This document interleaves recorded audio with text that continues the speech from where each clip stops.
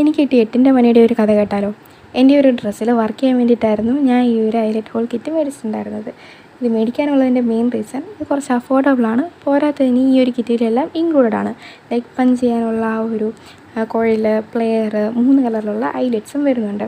നോക്കുമ്പോൾ easy to use. ഇതിൻ്റെ working എങ്ങനെയാണെന്ന് വെച്ച് കഴിഞ്ഞാൽ നമുക്ക് എവിടെയാണോ ഈ ഐലറ്റ് ഹോൾ വേണ്ടത് ആ ഒരു ഫാബ്രിക്കിലേക്ക് പഞ്ച് ചെയ്ത് ഹോൾ ഉണ്ടാക്കുക. എന്നിട്ട് ആ ഹോളിലേക്ക് ഐലറ്റ്സ് ഇട്ടിട്ട് പ്ലെയർ വെച്ചിട്ട് പ്രസ് ചെയ്ത് കൊടുക്കുക.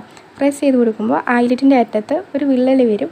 എന്നിട്ട് ആ ഒരു ഐലറ്റ് ബെൻഡായി ഡ്രസ്സിൽ ലോക്കായി നിൽക്കും. അങ്ങനെയാണ് ശരിക്കും ഇത് നടക്കുന്നത്. ബട്ട് എൻ്റെ ഈ ഒരു ഐലറ്റ് ജന്മം ചെയ്ത വളയുന്നുണ്ടായിരുന്നില്ല. എത്ര ശ്രമിച്ചിട്ടും പറ്റുന്നില്ല. ഞങ്ങളുടെ അച്ഛനെ കൊണ്ട് ചെയ്യിപ്പിച്ച് നോക്കി, ചുറ്റി വെച്ച് അടിച്ച് നോക്കി, എന്നിട്ടൊന്നും കറക്റ്റ് ഷേപ്പിന് നിൽക്കുകയോ ഒന്നും ഉണ്ടായിരുന്നില്ല. അവസാനം ഞാൻ ഗൂഗിളിൽ അല്ലാണ്ട് യൂട്യൂബിൽ ഒക്കെ വീഡിയോ ഒക്കെ നോക്കി, കുറച്ച് റെഫറൻസൊക്കെ നോക്കി, സൊല്യൂഷനൊക്കെ നോക്കി.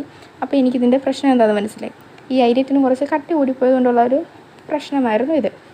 അപ്പോൾ അത് മാറ്റാൻ വേണ്ടി ചെയ്യാൻ പറ്റുന്ന ഒരു കാര്യം എന്ന് വെച്ചാൽ കത്രിക വെച്ച് കട്ട് ചെയ്യുക, ഇല്ലെങ്കിൽ വയർ കട്ടർ വെച്ച് കട്ട് ചെയ്യുക.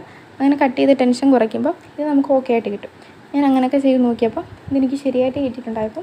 അപ്പോൾ അത് വെച്ച് ഞാൻ ഡ്രസ്സിൽ പഞ്ച് ചെയ്തപ്പോൾ ക്ലിയറായിട്ട് കിട്ടി.